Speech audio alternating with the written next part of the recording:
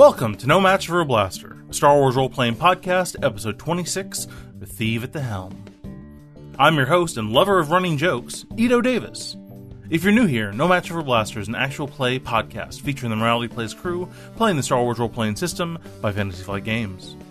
This week we continue to work with our second guest star, Salvatore Collada. Salvatore is a co-organizer of his own nerdy Mardi Gras crew. If you're in Baton Rouge, consider joining the Mystic Cult of Hermes, a Mardi Gras crew for geeks, by geeks, with geeks. They march in the Mid-City Mardi Gras Parade, as well as the Halloween Parade. And we have a big update!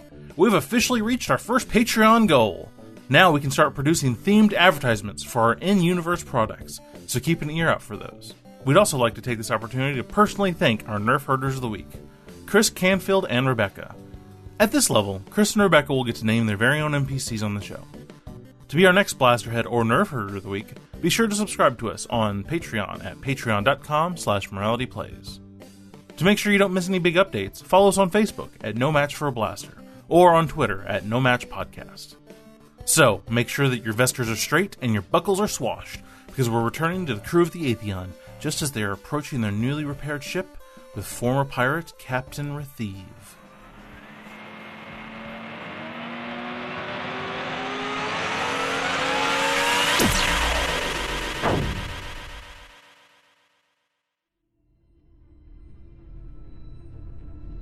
Previously on No Match for a Blaster. The crew of the Atheon has struck a deal with the New Republic Defense Force in order to better fortify their home in the war against the First Order. The prototypes they need, however, lie deep within the Petrie Star Cluster, a system overrun with pirates. With the help of former pirate Ratheeve, the crew must now attempt a subterfuge that, if unsuccessful, may endanger more than just the moon of Hoban. Oh no, I'm very attentive when the cop talks. Well, let's go show you around the Atheon. Do I know what ship they have, Lord Emperor? I believe y'all actually told... Did you guys tell the contact? Yeah, I did. Yes. Yeah, I totally did. Yes, she did. Plus, you saw it on the pad when you flew in. Yeah, but I didn't know it was your ship. So you've been given rough understanding of what it is. There's not a lot of deep information about it. You do know that it is unique, very rare, very, very old. Mm-hmm. Okay. And from how it was told to you, very capable. Okay. And I can guarantee you this, that when the Pirate King sees this ship, you know, we will at first have his curiosity, now we'll have his attention. Do we want his attention? That is the question. The Pirate King appreciates an ostentatious show. He, and again, if we fly in open, like we have nothing to hide, we will be, it will probably go easier for us to infiltrate the areas we need to get into for me to hit my target. Well, let's get you on board. Okay. I'm ready to go now. Everyone gets up, leaves the decanter cantina. No one tips the waitress or the bartender. Same person. Does a short little walk across the town center towards the makeshift mechanic bay. There are people, there's half a dozen people running around, scurrying around, doing things, and... Oh, wait, I forgot my case back at the bar. Oh, no. Hey, hold on a sec, I locked up. As you were turning away, Shifty Pete, stops, dead in his tracks, and then scurries off. Yeah. Get out of here, Shifty. Pete. As all the repair crew sees Cassie, they all kind of walk a little faster. And you see the Atheon in all of its glory. Who wants to describe the Atheon? Cassie, what does the Atheon look like? It's a big ship. It's a big ship. There you go. It is a big, imposing, and somewhat imperial-looking ship. It is a bit of a flying wedge. If you ever played If any of the people in the audience played Old Republic, you would know that it is the Fury Interceptor that the Sith characters get. However, for us here, it's basically got forward swept wings that are probably twice the length of the fuselage, and then it's got a set of angled windshield, like kind of TIE Fighter-esque. And you approach it from, like, the ramp is on the backside. You can see, because you're observant guy, that it's got turrets on both sides off of each wing, and some freshly installed guns right underneath the turret. Or not underneath the turret, right underneath the pilot's section, I think. It's so pretty. So most of the red accent lighting has been replaced with white. Ooh. The Imperial flags, of course, are not there. To be clear. The back to tank is a nice green color instead of the Imperial red color. Back to should be. It's just food coloring. You put green food dye in the exactly. You flush it out and put the green food dye in. When you're Sith, that's where you keep your cherry flavored Jello. So yeah. Yeah, I think that's about it. It is clean and glorious and pretty, because... Does it still seem super sterile in the inside? Probably some, yeah. It feels a little less sterile because people have been moving through, so... And the air recirculators have been going, so it's not as dusty and unused as it feels, but yeah, it's still probably pretty sterile. She only had so much time to do stuff. Just getting the colors matching, getting the air conditioning ducts to work, getting your nav system fixed, and getting the guns mounted was all her time. It has a slightly bigger it's just a slightly bigger footprint than the Falcon. It's a little chunkier. Oh yeah. I meant to mention that.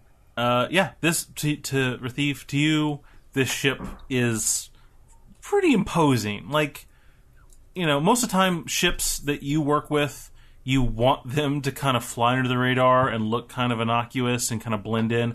This thing does not really blend in that much. It cuts such a aggressive kind of line. This ship has a jawline that makes you look like it's ready for a fight. When Ratheeve, when he turns the corner and sees the ship, he's plodding along. He's not a quiet guy. He's a lot of bulk. You just hear his footsteps stop, and he's like, "He told me y'all had one. You got a cranking.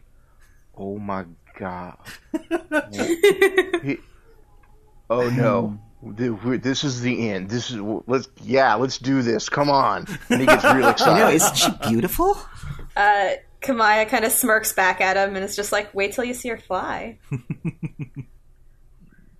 And he just keeps going. He doesn't even stop. Get out the way. I'm getting on that ship. I think he likes it. I think he likes it. Out of curiosity, did you keep the placard? Yeah, probably. It's cleaned up and polished, and if it was tarnished or corroded. So it still says Spear of the Sith Empire? Yeah. Okay. Which is a little weird for us, but it's history, so it stays. Because it's bad luck to change the name of a ship, apparently. Well, it didn't have to stay, Spear of the Sith Empire. If you guys talked me into keeping the name Atheon, which you did, we're keeping the frickin' plaque. Yeah, we did. What are we going to do? Going to melt down some bronze and recast a plaque? That's silly talk. I'll do it. Don't make me. Well, the Plastisteel Smith does. All I really need is a can of spray paint, and I'll rename this ship in a heartbeat. So below there's a note tacked to the bottom, and then good guys found it. Booyah! It's just if a technician put that on there, they got their butt ripped by Cassie, and then it got removed. There's a heavily bandaged... And then Kamaya put it back up. Then Kamaya got her butt ripped, and it got removed again. And she laughed. She laughed at you. Y'all don't seem to understand the ownership she feels for this ship. No. I think Kamaya does, but she likes to make fun of you. Then she doesn't. Because no, that's dangerous. We're family. Yeah, it's still not okay. Oh, does that mean there's no more mixtapes anymore on the boat? You had time to get rid of them. Oh no. Yep. All the mixtapes are gone. They are definitely gone. Oh. And Rooster has his picture's been put up to all the technicians. He's not allowed on board. One time he wore a jumpsuit like one of the technicians to try and sneak in. It didn't go well. The crew of the Atheon is on the Atheon. Achievement unlocked. Achievement unlocked. I go find a comfortable place to sit for my bulk. Yeah, the whole lounge area, tons of room. Oh, there is one of those curved couch things. Oh yeah, and it's got the little chest thing right there too. Oh man. Yep. My character, before Cassie goes back to the back to engineering, your character seems to have an affinity for droids and ships, correct? Yeah, that would be the impression you get. Okay. No.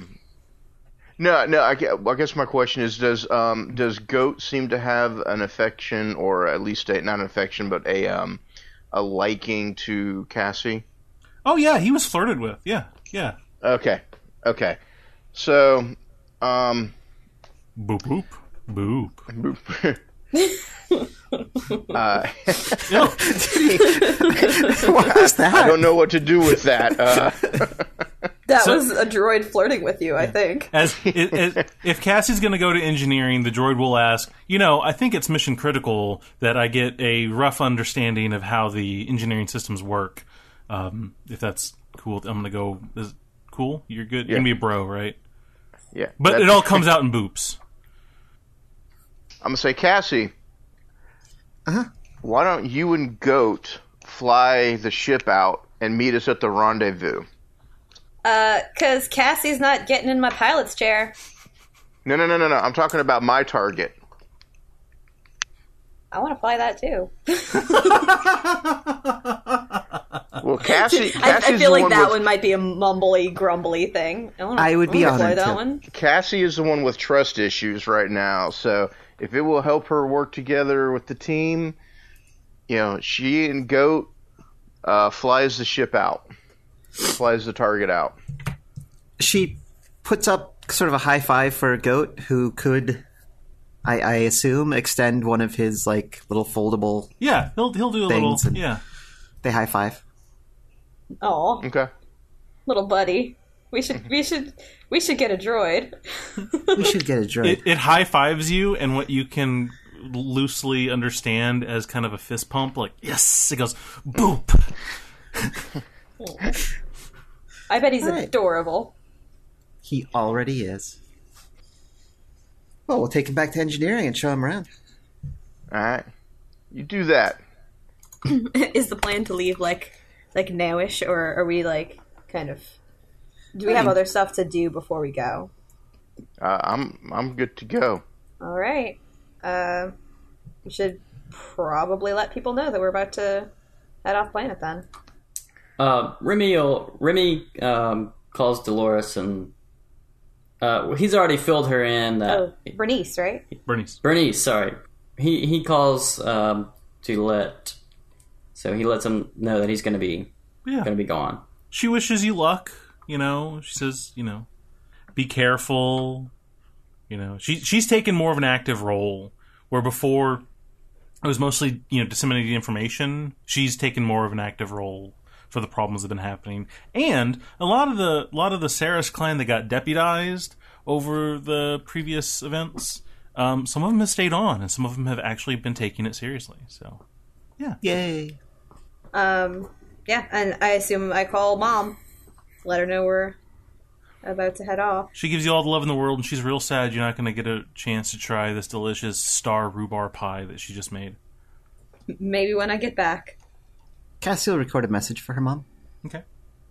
Just send it off. So it's like mail instead of calling. Decides to not actually talk to her. It's a lot less awkward. Mom knew this day was coming, but she doesn't want to cry, so... I feel like my mom has gotten a little bit more used to it because I keep leaving the planet. I know. Mom. At some point, this is just what she's going to do. My mom's still not used to it. Yeah. All right. Think said our goodbyes, got all our stuff.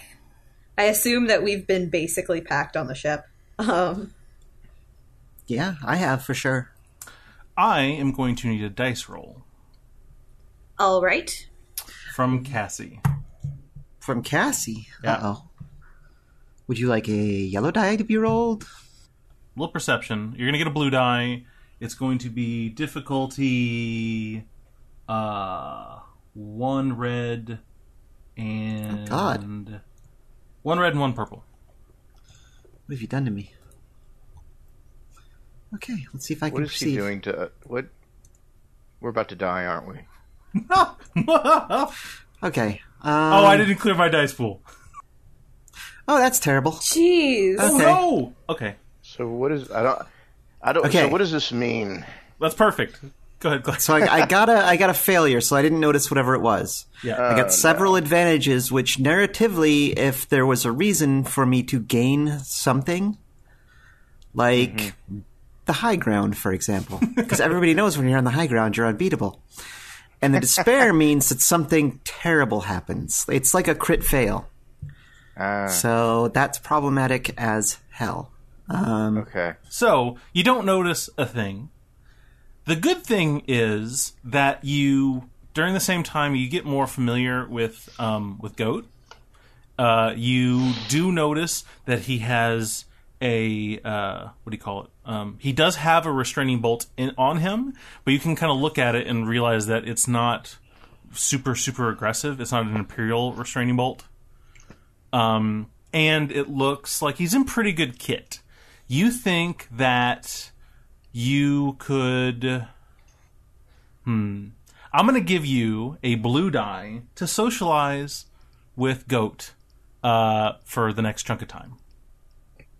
And so I'm going to say that's your advantage part, if that's cool with you. So as a result of that, of hobnobbing with Goat, he tells you the story of why he's named Goat. Why is he named Goat? He is named Goat because I lost a bet. I had to let someone else name my droid. Well, that's terrible. Yeah, never make that bet. And what's the difficulty? 2. 2.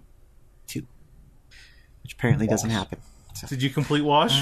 It's yeah, complete wash. So I'm worthless. He does. So you start talking to him and socialize, and you realize that it might have some kind of affinity for you, and it's just enamored with you, and it's really hard to get any other kind of information out of it because it's just like doing that puppy dog thing. The despair. Something happens.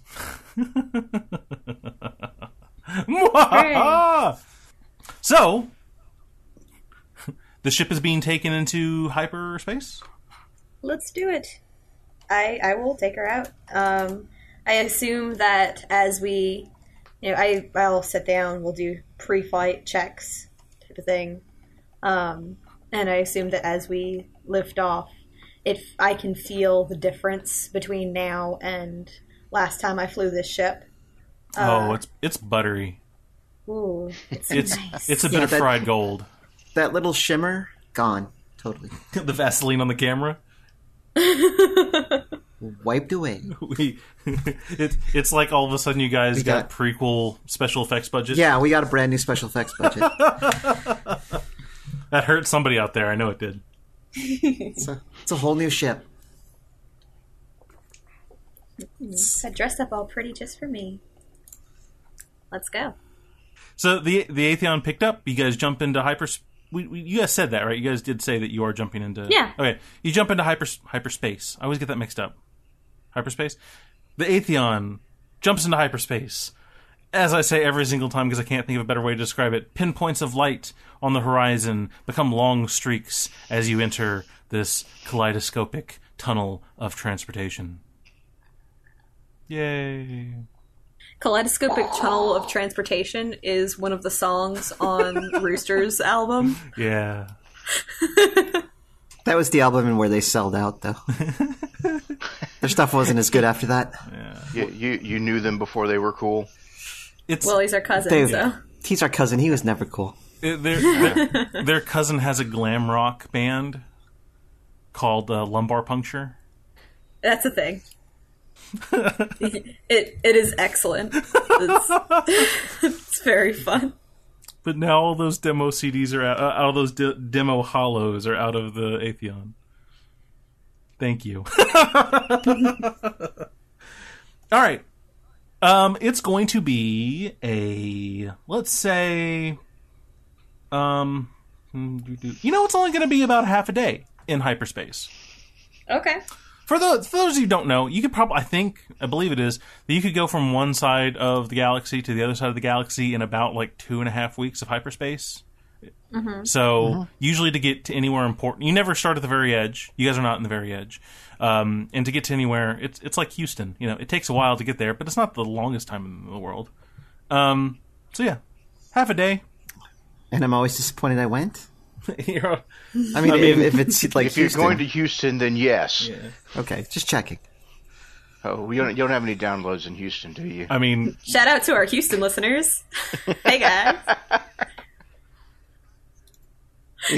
That's where Aaron's podcast is rooted. So then it's perfect. So we probably have at least one listener. Hi, Minion Works. All right. Hi, Minion Works. Hi, Minion. Hi, Minion Works fans. Yeah. So you guys are in hyperspace. Autopilot's been set in, huh? Autopilot. I was just agreeing. And yeah, so you guys have a plan. Sure. We have the beginning of a plan. We have about 12% of a plan. Yeah, so we're all on the ship. Yep. In hyperspace. And Remy and Imp are playing Digirac against each other, which is the holographic chess that you see them playing. Did you look this up? I sure did. Nice. All right. Because I had to know what it was called. Okay. Star Wars fans are happy. But Imp can't press the buttons, so... So Remy is making his move, and then he goes to the other side, and Imp tells him what he wants him to press, and so he makes that move. But currently, they're arguing about something. And Remy says, "You can't move Catan Strider that way." And there's a squawk, and he says, "Fine, I'll put it in. But when the computer doesn't allow you to make that move, don't complain to me." And he puts it in, and a piece moves across the board and kills another piece. Are you kidding me? How did you know you could do that? And the argument just continues as they continue to play this game. So while they're playing chess, Ratheeve kind of shifts his bulk and stands up, and he says, "Now that we're in hyperspace, not that I don't trust any of you guys, I just don't trust anybody." Looking right at Remy. Pointedly not looking at Remy. My target is a single-seat ship on the Pirate King's yacht. Yeah, the Delta 7 fighter? Yes. Mm-hmm. I want that. Don't for we all? For various reasons. Yeah. So, Cassie, you and Goat will go with you. He will program he knows where the rendezvous point is. He'll program it, and as we'll get you on the ship. Boost, and as soon as you break atmosphere, y'all can hyperspace out, and you're good. You're green. You're shiny. I do feel that everything that your character says, we need to know where his eyes are in relation to Remy at this point. No, he basically avoids any eye contact with Remy until he makes eye contact with Remy. Then once I get that fighter, once we make that rendezvous, I'll help you look for whatever it is that y'all are looking for. And the way that you can trust me that I'll help you is that, Cassie, you're flying the ship. Awesome. I'm in. Once we take that fighter, won't they be on high alert and make the rest of our job that much harder? Well, hopefully they don't. They never know it's us. I mean, if they knew that it was Cassie that took the ship, it'd be terrible. But we're going to hack the security cameras and the security system so that she can just walk through the security net almost undetected. Because we have to protect her identity on this. Almost. Cassie, you feel comfortable with this? You can never defeat the Mark I eyeball. Well, there are ways of disabling it, I suppose. Yeah. And also the plan depends on Cassie not being seen or detected. Like I said, because if the Pirate King knows that Cassie did it, the amount of cref on Cassie will be like stink on a Nerf herder. That's a lot of criff. What are you saying about Nerf herders? Oh, wait. Is there a Nerf herder in the group? Only 2. So we're going to try to protect Cassie as much as possible. He just blows on, like, just ignores it. Like, there's no way to win or talk out of that. Oh, no, there wasn't. There was not, exactly. no. So, and then we're free to go about, 1, they never know it's us, and 2, anywhere they're searching will be, 10 parsecs away. And that's my plan. Sure. Sounds great. Love it. I'm going to die, aren't I? I say, I like you, Cassie. I would actually let you be in one of my crews. Oh. Yeah, I'd let you be on my crew, too, so. Beep, beep. Beep, beep, beep. Well, of course you two. Yeah. Beep. Which gives him a companionable pat. Ratheeve is starting to regret letting Goat spend so much time with Cassie now. All right, so that's the plan. So just so you know, well, did you guys tell him that it's on the same planet? Yeah, I think probably we better at this point. Yeah. I don't think we knew it was on the same planet.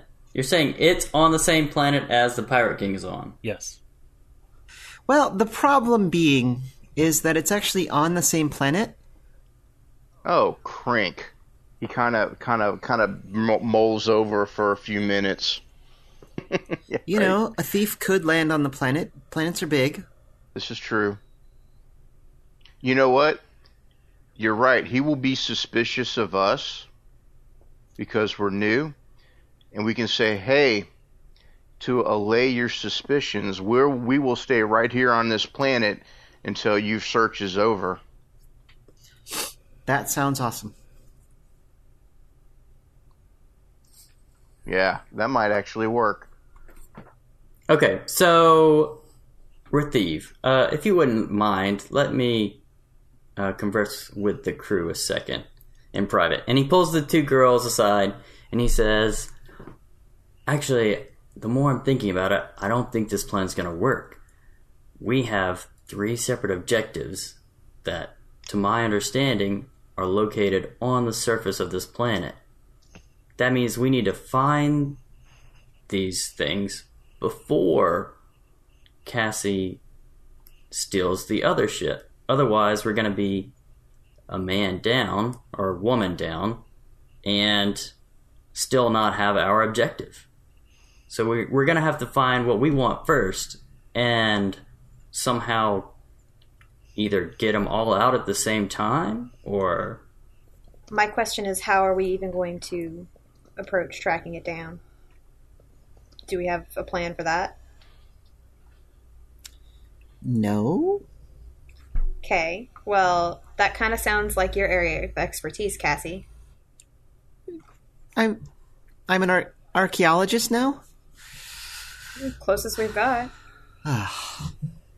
More than I am. You're just jealous. Well, no. I am jealous. I want to fly that ship. But that's not the point. You seem like the one who would know best how to figure out where something like this might be. Well, okay, so if we configure the sensors to look for Imperial facilities. Because there's still going to be the architecture on the surface of at least the way in. Right. In fact, we should be able to get a pretty good scan on the way in. Especially if we come out of orbit in a nice shallow descent. See, that's the kind of plan I was looking for. You could have come up with that. You're smart. All right. There's also Ratheeve. How much do we want to let him know about what we're searching for? He works for Ushal, right? Yeah. And this seems like the kind of thing Ushal would want. So maybe letting him know could be problematic. Right. I think we continue as planned.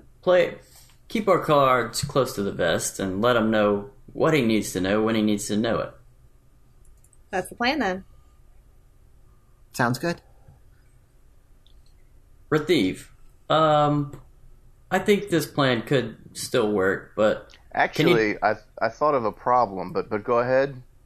I was just going to ask about some more information about the planet's surface, any ruins, fortifications, anything we should know, anything you can offer? Well, my first concern, honestly, is that if we're going to stay on planet after my target is stolen, then there's no way for Cassie to get back. So we need to rethink that part of the plan. As far as the geography of the planet, I turn toward the DM.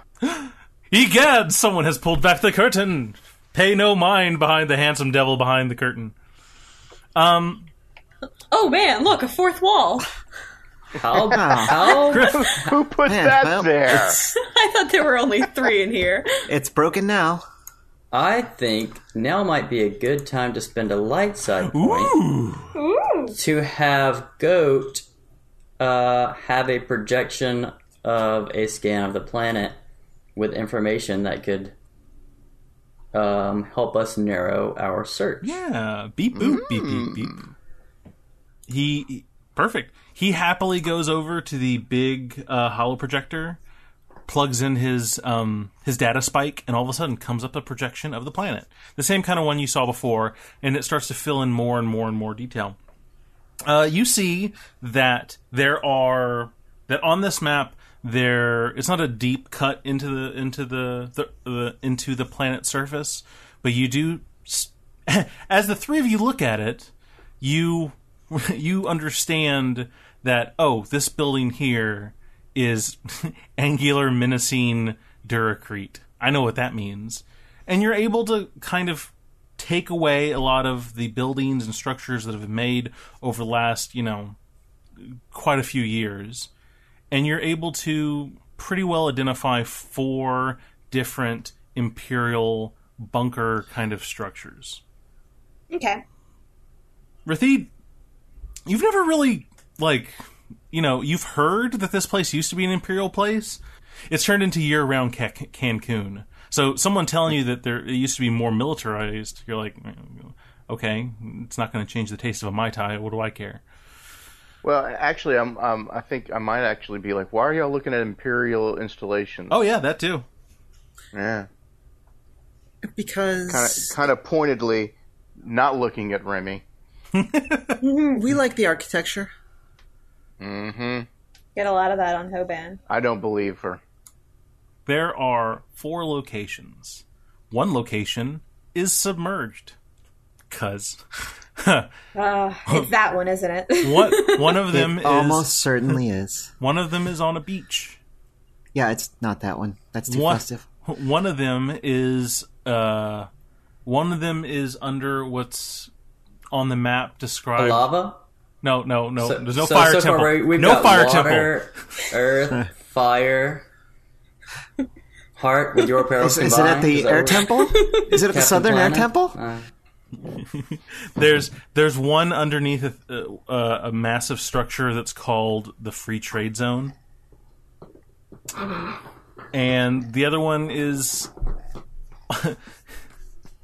the other one's in the middle of absolutely nowhere. It's everything is very is a lot of beaches and water. So, but there is one spot that is incredibly boring, and no one is there. Nothing's there. Why, that sounds suspiciously like it might be it as well. I mean, it seems like if it was under the free trade zone, somebody would have found it. I would agree. That would be the one that would be most likely to have been searched. Is there a way we could have a entrance trajectory that could potentially fly us over multiple of these sites? Ooh. Allowing us to scan more than one on our way in? So this will mean it will be a planetary piloting check. Yeah, easy. That's a job for Super Kamaya. Kamaya assumes it's easy. So I will say it would be a standard check with a blue die, because you have this delightful mock-up here in front of you. Delightful. Or do you want us to roll it when we get in? When we actually... Oh yeah, we'll do it when we come in. How about that? Yeah. That sounds okay. more fun. Ratheeve. Yes. Lawman. You said you thought it would be difficult for us to stay on planet after Cassie left. Is that right? Well, the problem is logistics of getting her back onto the planet, and without arousing any suspicion after the fighter has been stolen. I agree. So, I think we should probably find what we're looking for before we steal that fighter.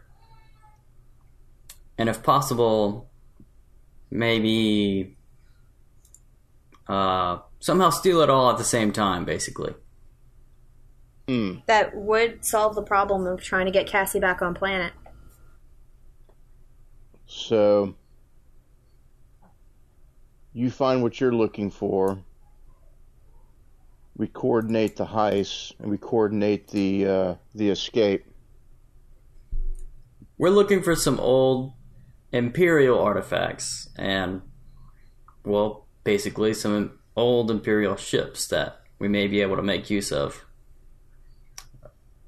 Hence why I think it may actually be better just to try and steal all of them at one time, including the fighter. I don't know how a couple of TIE fighters are going to help y'all. Think bigger. Bigger? There's no Star Destroyers on this planet. No, that's too big. And then they found the bowl of Imperial ship that's just right. Yeah, it should be a few Corvettes. His eyes get really wide. Whoa, Corvettes. He has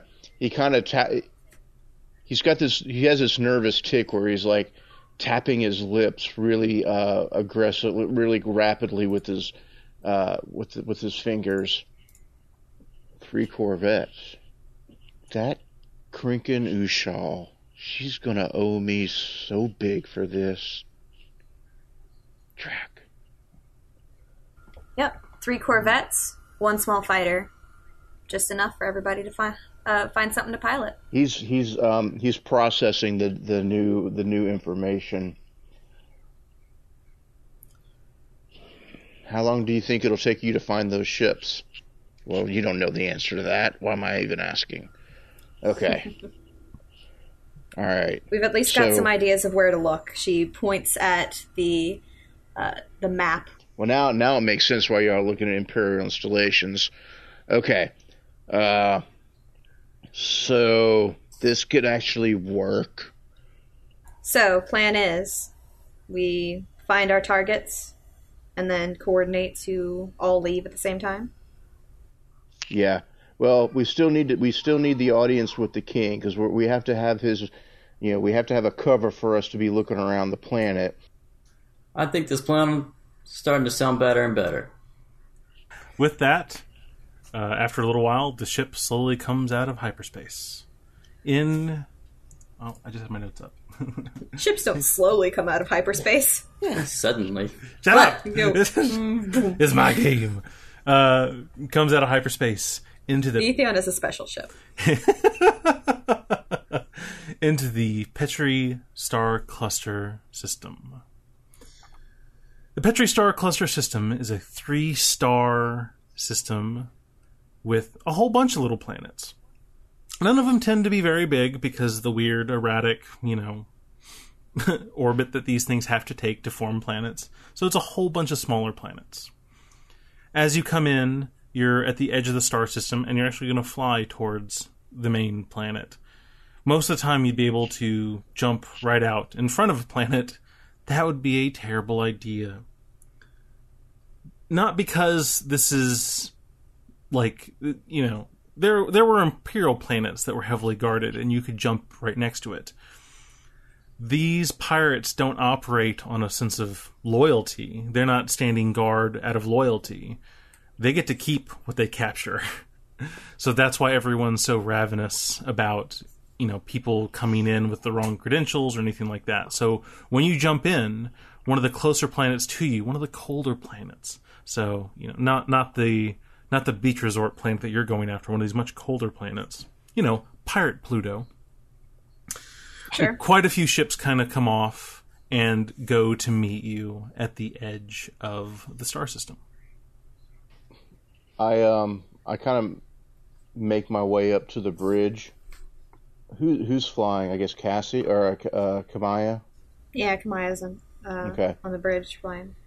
I kind of shift my bulk around, and I say to her, I was like, you better let me do the talking on this one. Just fly casual. Aye, Captain. Want me to call? Yes. Button press. Boop, boop, beep, boop, boop. Do I recognize the ship, which pirate prince they're working for? Yes. These ships have the same coloring and symbols on the side as for the Menard fleet, the Menard Pirate Prince. Okay. So I open up we open up hailing frequencies or whatever, and I go to the captain of the lead ship, and I just show my face. I'm like, "Do you know who I am?" Do you know who I am? Yes, I know exactly who you are and why you would be out here guarding the furthest reaches of the approach, because you don't have the skill, the ships, or the ability to actually hunt for good cargo. I have an audience with the king. You will let us pass. I am Captain Killstar of the Killstar. Mm-hmm. And you will show me respect. I'm glad I'm not on comms. I feel like Kamaya is just off of comms, so the comms just show Ratheeve, and Kamaya is right off, and she's just she puts a hand over her mouth to kind of muffle a laugh, and then she kind of, moves her hand in a comical, blabbery talking motion. We could splatter your single ship out here and no one would even care. As part of Menard fleet, we could wipe you out and no one would care. Call up your boss, Menard, before you do that, and see what he has to say. We'll wait. And I turn the comms off, and then I tell everybody in the ship, go man the turrets. Already there. Turrets are already manned. This is interesting. So how many ships are there? It's five. Oh, there's 5? It's 5. I tell Kamaya during all this, I'm like, I hope this ship is as good as y'all think it is. So they're holding position. They're kind of fanned out, and their weapon systems are charging. They have not started to fire or come in yet. Everybody take your aim action. Give me what would be your knowledge pirate. Whatever that would... let's see what that would be. Knowledge what? Knowledge pirate. Knowledge underworld. Give me a knowledge underworld roll. Yeah. Result says failure. Yeah. Yeah. So you got 1 failure. Yeah. So I don't know anything. Well... Alright, so I have a bad feeling about this. Yeah. So they're standing their ground. They're charging weapons. You guys have stopped movement. You guys hung up on the conversation. So, what do you do? Okay. I call him back. All right. You will show respect to Captain Killstar. You know what? Maya rolls her eyes. You're right. I will show respect. And I'll tell the king when I meet with him that you did not back down from this fight. You did not back down from me. And you did honor to your clan. Thank you, but that's kind of putting the cart before the Killstar horse here. Prepare to be boarded. We will take what you have and you will leave this sector. Well, is there kind of a coercion? Is there an intimidation check or something? Coercion, yep. Oh, can I try that? Yeah, sure. I mean, it's a little like you're gonna get a black die for the conversation that's already progressed to this point. Yeah, and what I'll say is that you are able to trigger on like if you succeed, you'll have triggered on a piece of information that makes narrative sense. But yeah, you can try a coercion. Okay. He is going to be one. He's going to be one purple and one red, and you'll have a black die. What is that? That is, I've got 2 successes. Yep. Whoa. Hooray! All right. So he does know who I am. Okay. Yeah. So I have 2 successes. Boom. All right. So you're talking to him, and Captain Killstar, the Menard, and so you let out some information about who you are. And he gets a little dumbstruck. So, what do you say? It is good that you finally recognize me, Captain. And I do not say Killstar. It is good that you finally recognize me, Captain. And when I speak with the king, you can be sure that I will pass on that your diligence in guarding the outer rim and out of the periphery of his borders. It is appreciated and noted.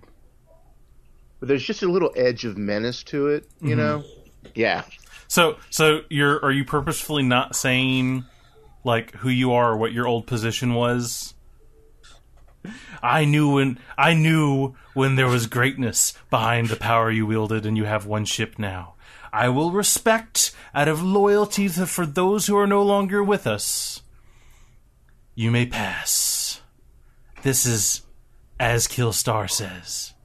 It is good to also to remember, Captain, that great people start out with one ship. And then I just kind of nudge Kamai, and I'm like, get out of here. Okay, yeah. If he nudges with the get out of here thing, I feel like that's a good moment to punch it. Yeah. Oh God! All right. Pew. But get out of here, casual. You didn't say that. So, kind of a big deal, huh? As I assume we hang up on them. Yeah.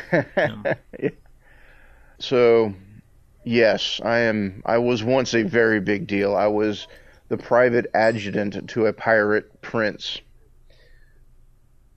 I was his second in, not quite second in command, but almost like the second in command. Yeah. He is now disgraced and defeated, and his ship scattered. Part of why I'm seeking an audience is to regain my position. And then I just walk out. Dramatic exit, stage left, and then he bangs his head on the hatch because he's too tall. Because they're so short. Like, damn human ships. The Atheon sails through the rest of the system. You do have 2 ships of under Captain Killstar, like trailing behind you, just kind of quasi escort and stuff like that. You can assume that he's called ahead, and there's no other planets are throwing up scavenging parties and stuff like that. So you're able to get to the planet Orin pretty okay.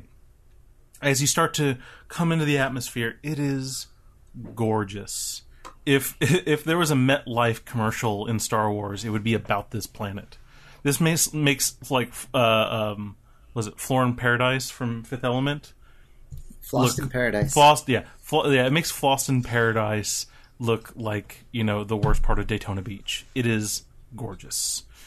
You come down and you see this massive it's part mountain and then part structure, jutting up from the beautiful coastline. And at the very top, it actually looks like the building has has kind of hands carved, like hands in the structure that are holding on to this one beautiful, gleaming golden and turquoise ship. It's pretty big. It's, you know, it's about Corvette size, yeah. And it's holding it. And this is the Pirate King's personal ship that mostly serve as like his own domicile and offices. You're able... Go ahead. I don't want to derail, but on our way in from orbit, we were going to scan those sites. That is correct. So I'm going to need a piloting planetary check.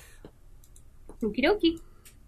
This is going to be a blue die, and I believe I said 2 purple. Alrighty, here I go. Nope, but 3 advantages. So the big purpose of your scan, because your ship's scanners are... Well, no, that wasn't actually the scan. That was just plotting the course. Oh, I see. Okay, so I'll tell you what. It was plotting the course to hit all 4. That was 2, I think. Right? Oh, we wanted to hit all 4 if we could. We wanted to hit all 4. I'll tell you what, then, with no successes, you get 1, and you get a good amount of information about the 1. Okay. Well, would you like me to scan? Or are you just going to give us the information? Which one would you fly... Like, you figure out that the way they're positioned, that it feels like there would be some kind of no-fly zones, or, you know, even with the escort it'd be kind of fishy, so you end up just having to pick 1.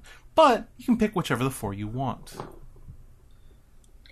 Alright, seems like we had the strongest feeling about the one that's off by itself, right? Out in the middle of nowhere. I agree. Boring one, not in a place where we would actually want to be. Okay. That one. You fly over the desolate kind of not beach resort area and give me a scan. Yeah, the scan is going to be hard with a blue die. You guys, this is Imperial stuff you're scanning, and if there's one thing that you guys know, it's old Imperial stuff. Right? It's not Sith stuff, but it's old Imperial stuff, which is, you know, you've been working in DOS forever, and that's what this is. But it's not easy. I'm going to pop a light side point. Boom, baby. Do it. I got a success and 2 advantages. Fantastic. So as you're flying over, you hit it with your sensors array, and you're even able to connect for a moment and pull back schematics of the first, let's say, 10 floors down. And 2 advantages. So you find out that this place is what used to be the how do I put this? I don't know. It's the high yield it's the high yield munitions site for the Empire. Huh. It hasn't been really cracked into. You see that some of the upper levels have been. It went on serious lockdown when the Empire had to leave it. But you can see that it is like, you know, it is planetary munitions storage and production. It is a place you could go to if you want those things, but it is not the place you're looking for. Oh, it's a side quest. Yeah. Okay. It's a secondary objective. Like, Actually, at this point, I would say that's a tertiary objective. yeah. I don't know. It would make a pretty good distraction. You guys found a powder keg. Yeah, a very large powder keg. So that's good. Yeah. I feel like we go to the little map that we've got, and you know, somebody kind of writes on with their finger next to that one, powder keg. Just says boom. Boom. Boom. BEWM. Ratheeve kind of licks his lips when he sees it. Goat is like beep, beep, beep, beep, beep. He's trying to correct your spelling. I spelled it fine. Beep, beep, boom, beep, beep, beep. All right, beep. It's a dialect. Beep, beep. Well, that's not surprising. Right? You start to come in from the center of from where the Pirate King's building mountain thing is out from that is a pretty nice, sizable, sprawling, city. Not that much different in size, like footprint, from New Isley, but it is alive. For every building you see 5 pretty good sized ships, and off to the sides you see this just lots and lots and lots, like lot as in car lots of ships. As you come in, there is a place to land a ship that is very much meant for the direct interaction with the king. And you're able to come down. And Killstar's escort is with you right up to that point. Mm-hmm. Good old Killstar. What a guy. You're able to land. What do you take with you? I assume we're going heavily armed, yeah? Well, I mean, Remy goes with all his gear that he normally has. I think I assume actually all the party does, except, I assume that question was more so meant for Ratheeve. The walking stick and the toolkit stay behind.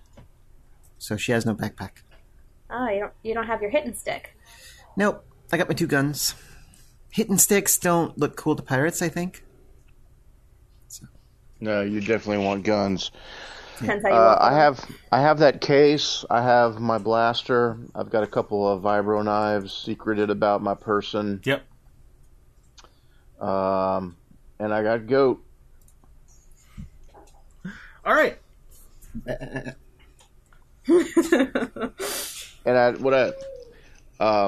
So before we walk down the ramp, or as everyone's getting ready to walk down the ramp, I kind of clear my throat and I say, "All right, y'all, listen up.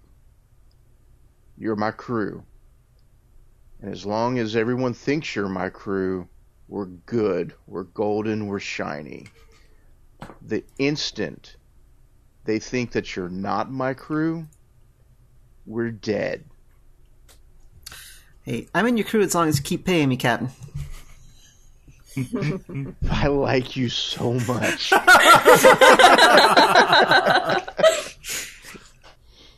She gives you a lazy salute. Oh God, no, don't do that. They'll definitely know you're not a pirate. All right, and I start walking down the ramp like I own the place, like I own the ship, like I own the crew. Yep. All right. Cassie stops and adjusts Remy's hat a little bit, pulls down a little bit lower for him. Basically adjusts him so he looks a little less like a cop. He still has all the same things, but he looks a little more disheveled. And You come down the walkway and start going towards the mountain building ship thing. And as you walk up, there's people mulling around. You see Killstar landed a ship off to the side, and he's kind of standing off it looking at you guys. However your brain wants to paint what Killstar looks like, he looks like that. It's fine. And you see there are guards outside of the front entrance, and they are hodgepodged of what is elite armor of different ages, eras, and kit. So there is definitely somebody in mostly heavy trooper armor. There is somebody who is mostly in full Mando armor. There, all that kind of stuff. If you have a good enough kit, there's a good chance that you could probably be a guard for a Pirate King, because that's cool. And you walk up, and there is one absolutely massive turbo lift. You think you could fit the Atheon on it, and it really is the only turbo lift for people. So, yeah. So you walk onto this you walk inside, you walk in a bit, and there's this massive platform that you walk onto, and there's a gentleman in a red coat, and with all of his teeth are just gold, and his hair is golden. Like fake golden. Not like, he's not blonde. Yeah. Yeah. He's kind of like He's the guard of the turbo lift. Yeah, he's the maitre d'. He has perfected the ability to gold carbonite your hair. I walk up to him, I tap my case, and I say, I have an audience with the king. It has been a while. I assume Indeed. you are not going to waste the king's time. Oh no. Such a small case, is it going to be enough? I kind of look back at the ship we arrived in, and I said, he'll be interested. I understand. And he boops a button, and the lift moves up. Do you have Imp with you? Out of curiosity? Yeah. All right, cool. The lift goes up, whoosh, whoosh, whoosh, whoosh, you know, let's say 75, 76 floors, goes up and opens up into this lovely throne room-esque place. It's on a ship. There are 2 pools off to the side. There's a hot tub. There is a long dining room table off to the side with, claw-footed chair. Yeah, it's crazy in here. And you see a man upon a throne who looks really, really bored and has a turned-off double-ended lightsaber in his hand. And there's people, there's sycophants everywhere, Mm-hmm. But when the lift comes up, everyone kind of goes quiet and looks at your way, except for the king.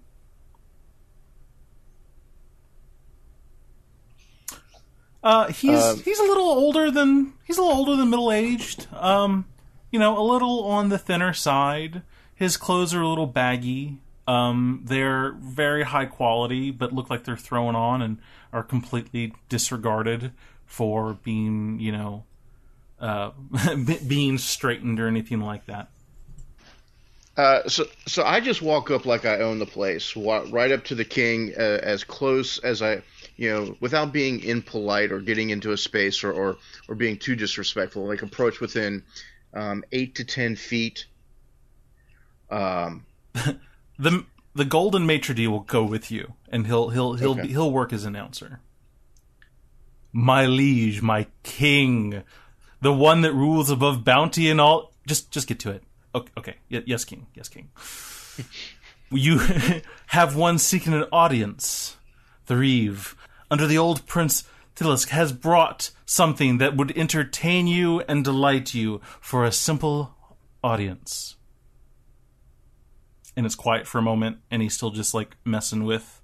there's obviously this big-ass button on the double-ended lightsaber, and he's just fussing with it. Just playing with it like a kid with a toy. Mm-hmm. And he doesn't look up. And it's just quiet. I sigh. I put the... is there a table nearby? Sure. There's steps going up to the throne, so you could... There's there's 2 or 3 steps up, and so there's a little elevated part compared to where you're standing. Okay. I fiddle with the lock. I unlock the case. I walk up to him. I open the case to where only he can see it. Mm-hmm. And I say... I don't even say anything. I just open it and let him look at it. This case like a clamshell. Case opens up, and from it, light kind of pours out of different colors. Reds and greens and blue. So it's a whole bunch of colors that mix into almost perfect white light, but you can tell it's kind of being refracted. And as the light pours over the king's face, he stops for a moment and puts the double-ended lightsaber down on the armrest of his throne, stands up and takes a few steps forward. I have not seen one of those before. Huh. Indeed you haven't, my king. He goes forward.